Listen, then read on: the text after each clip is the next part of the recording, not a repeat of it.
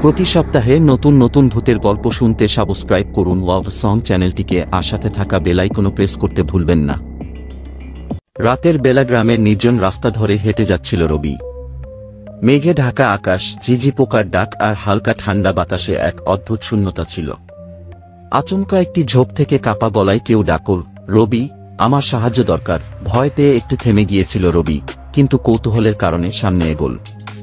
হঠাৎ সে দেখতে পেল একটি মহিলা ছায়া হাতে মোমবাতি ধরে দাঁড়িয়ে আছে। মহিলাটি বলল, আমাকে বাঁচাও, আমি আটকে গেছি। যখন রবি সাহায্যের জন্য হাত বাড়াল, তখন তার শরীরে কাঁটা দিয়ে উঠল।